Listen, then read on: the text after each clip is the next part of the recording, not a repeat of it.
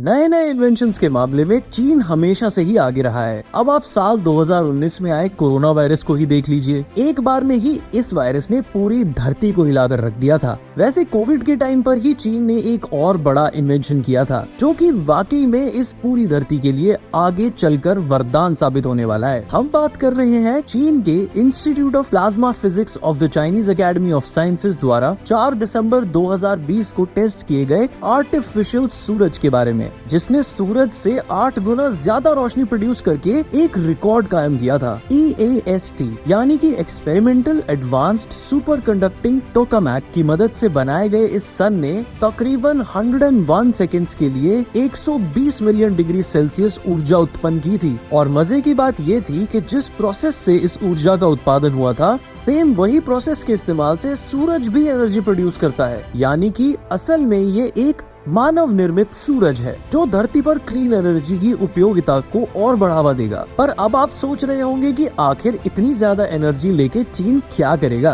कहीं वो रात को भी आसमान में सूरज तो नहीं उगाना चाहता? तो ऐसा बिल्कुल भी नहीं है। चीन इसका इस्तेमाल किसी और काम के लिए ही करने वाला है, जिसे जानने के लिए आपको ये वीडियो अंत तक देखनी होगी। आप सबने बिग बैंग थ्योरी के बारे में तो सुना ही होगा, वही जो आज से तकरीबन 14 बिलियन साल पहले घटित हुई थी और जिससे हमारे इस ब्रह्मांड का निर्माण हुआ था और फिर धीरे धीरे सोलर सिस्टम और हमारा सूर्य अस्तित्व में आया था। पर आज इस सन को टक्कर देने के लिए इस धरती पर मौजूद चाइना ने अपना खुद का एक सूरज बना लिया है। इसके निर्माण में उन्होंने EAST टोकामैक नाम के एक एडवांस्ड न्यूक्लियर फ्यूजन रिएक्टर को इस्तेमाल किया है। रिपोर्ट्स की माने तो ये रिएक्टर पहली बार साल 2006 में शुरू हुआ था और तब से ही इस रिएक्टर ने एक के बाद एक रिकॉर्ड्स अपने नाम किए हैं। वैसे आपको जान के ये हैरानी होगी कि ये एकमात्र न्यूक्लियर रिएक्टर नहीं है जिस पे चीन काम कर रहा है। इसके अलावा भी चीन 2 और न्यूक्लियर रिएक्टर्स पे काम कर रहा है, जिन्हें HL-2A और JTEXT के नाम से जाना जाता है। यानी कि चीन एक आर्टिफिशियल सन नहीं बल्कि तीन आर्टिफिशियल सन्स बना रहा है, या फिर यूं कहें बना चुका है। पर आखिर वो इतने सन बना के करना क्या चाहता है? क्या वो अपनी अन्य टेक्नोलॉजीज की तरह इसे भी मार्केट में बेचेगा, या फिर इसके दिमाग में कुछ और ही खुराफात चल रही है? आइए डिटेल में जानते हैं। देखिए, ये टोकामैक नाम का जो रिएक्टर है वो बिल्कुल हमारे सन के न्यूक्लियर फ्यूजन वाले प्रोसेस की तरह ही काम करता है और यही वजह है कि इसके इस्तेमाल से बैलेंस तरीके से क्लीन एनर्जी का निर्माण किया जा सकता है। एक ऐसी एनर्जी जो अनलिमिटेड भी होगी, प्योर भी होगी और वातावरण के लिए फ्रेंडली भी होगी। अब आप सोच रहे होंगे कि हम बार बार न्यूक्लियर फ्यूजन और न्यूक्लियर एनर्जी की बात करते रहते हैं, तो आखिर ये होता क्या है और काम कैसे करता है? आप सबने एटम का नाम तो सुना ही होगा। अरे हम एटम बम वाले एटम की बात नहीं कर रहे, हम एटम की बात कर रहे हैं जो इलेक्ट्रॉन, प्रोटॉन और न्यूट्रॉन से मिलकर बनता है और जिससे धरती पर मौजूद सभी वस्तुएं और प्राणी बने हैं। तो इस एटम के सेंटर में एक न्यूक्लियस होता है और जब इस न्यूक्लियस को तोड़ा जाता है तो उसे न्यूक्लियर फिजन कहते हैं और इस दौरान जो एनर्जी निकलती है उसे न्यूक्लियर एनर्जी का नाम दिया जाता है। वहीं अगर हम न्यूक्लियस को तोड़ने के बजाय 2 न्यूक्लियस को एक साथ कंबाइन करते हैं तो इससे ज्यादा मात्रा में एनर्जी निकलती है और इसे फ्यूजन रिएक्शन कहा जाता है। अब फिजन और फ्यूजन दोनों काफी अलग चीजें हैं। हमारा जो सूर्य है उसके अंदर फ्यूजन रिएक्शन होता है और चीन ने भी जो रिएक्टर बनाया है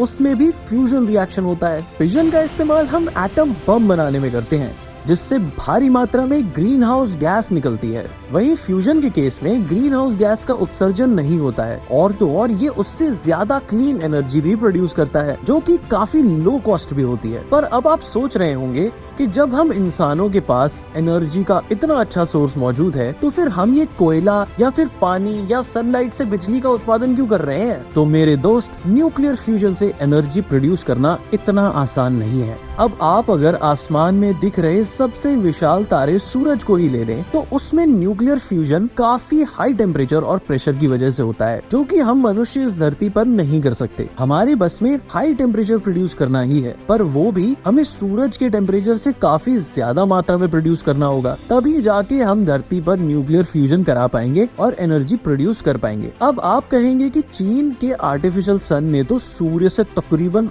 8 गुना ज्यादा तापमान को पैदा कर दिखा दिया, तो अब क्या दिक्कत है? है। तो दिक्कत ये है कि आपको हमने बताया था कि इस आर्टिफिशियल सन ने सूरज से 8 गुना ज्यादा तकरीबन 120 मिलियन डिग्री सेल्सियस ऊर्जा उत्पन्न कर ली थी, पर साथ में हमने ये भी बताया था कि उसने ये ऊर्जा मात्र 101 सेकंड के लिए उत्पन्न की थी, जो कि बेहद कम है। अगर हमें सच में न्यूक्लियर फ्यूजन रिएक्शन करना है तो हमें एक ऐसे सूर्य की जरूरत होगी जो आसमान में दिख रहे सूर्य की तरह 24 घंटे 7 दिन तापमान उत्पन्न कर सके, जिसे अब चीन भी धीरे धीरे एक्सपैंड करने की कोशिश कर रहा है। जैसे कि 2020 के बाद फिर साल 2021 में 30 दिसंबर को चीन के EAST रिएक्टर ने 160 मिलियन डिग्री सेल्सियस का आंकड़ा पार कर दिया, जो कि इस बार 1056 सेकंड तक था। जी हाँ, पिछली बार से तकरीबन 10 गुना ज्यादा देरी तक। अब यहाँ पर जो इम्पोर्टेंट चीज थी वो थी ड्यूरेशन। इस रिएक्टर ने 1056 सेकंड यानी कि तकरीबन 17 मिनट तक ये तापमान बरकरार रखा, और इसीलिए अब ये उम्मीद की जा रही है कि आने वाले समय में ड्यूरेशन और बढ़ेगी और 21वीं शताब्दी के अंत तक पूरे चीन के साथ साथ पूरे विश्व में भी ऐसे कई सारे रिएक्टर्स का निर्माण होगा, जिससे कि पूरी दुनिया ग्रीन एनर्जी पर चल सकेगी। वैसे आपको बता दें, इस रेस में सिर्फ चीन ही नहीं है, बल्कि और भी कई देश जैसे कि Japan, south Korea, Bharat, America और फ्रांस भी शामिल हैं, और इन्हें इसमें सफलता भी मिल रही है। पर हम ये जरूर कह सकते हैं कि दिल्ली अभी दूर है मेरे दोस्त, यानी कि इसमें पूरी तरह सफलता हासिल करने में कई दशक का समय लग सकता है। वैसे आपका इस बारे में क्या ख्याल है? कब तक पूरी धरती पर ग्रीन एनर्जी या फिर न्यूक्लियर एनर्जी का पूर्णतः इस्तेमाल होने लगेगा? हमें नीचे कमेंट सेक्शन में जरूर लिखकर बताइएगा। और अगर आपको इस वीडियो से कुछ नया सीखने को या जानने को मिला हो तो वीडियो को लाइक जरूर करें और चैनल को सब्सक्राइब करना ना भूलें। Thank you for watching the video.